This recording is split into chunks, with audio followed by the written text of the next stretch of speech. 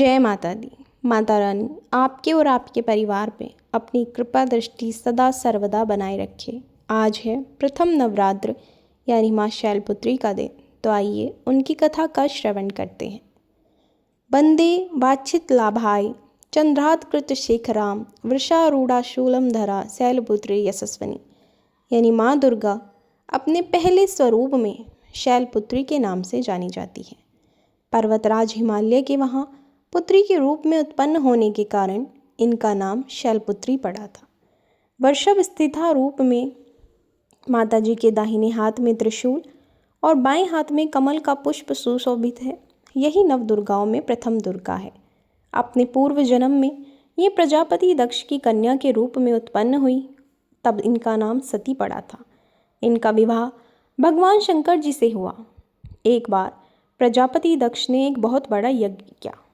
इसमें उन्होंने सारे देवी देवताओं को अपना अपना यज्ञ भाग प्राप्त करने के लिए निमंत्रित किया, किंतु शंकर जी को उन्होंने इस यज्ञ में निमंत्रित नहीं किया। सती ने जब यह सुना कि हमारे पिता एक अत्यंत विशाल यज्ञ का अनुष्ठान कर रहे हैं, तब वहाँ जाने के लिए उनका मन विकल हो उठा। अपनी यह इच्छा उन्होंने शंकर जी को बताई। सारी बातों पर विचार करने के बाद उन्होंने कहा, प्रजापति दक्ष किसी कारणवश हमसे रुष्ट है। अपने यज्ञ में उन्होंने सारे देवताओं को निमंत्रित किया है।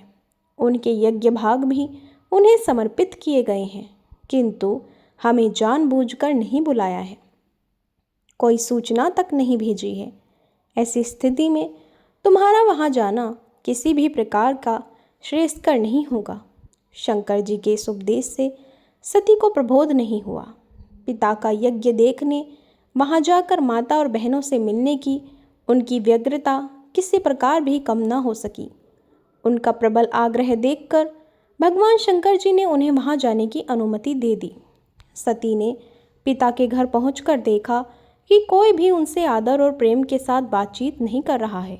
सारे लोग मुंह फेरे हुए हैं। केवल उनकी माता ने स्नेह से उन्हें गले लगाया। बहनों की बातों में व्यंग्य और उपहास के भाव भरे हुए थे। परिजनों के इस व्यवहार से उनके मन को बहुत कलेश पहुंचा। उन्होंने देखा कि वहाँ चतुर्दिक भगवान शंकर जी के प्रति तिरस्कार का भाव भरा हुआ है। दक्ष ने उनके प्रति कुछ अपमानजनक वचन भी कहे। यह सब देखकर सती का हृदय क्षोभ गलानी और क्रोध से संतप्त हो उठा।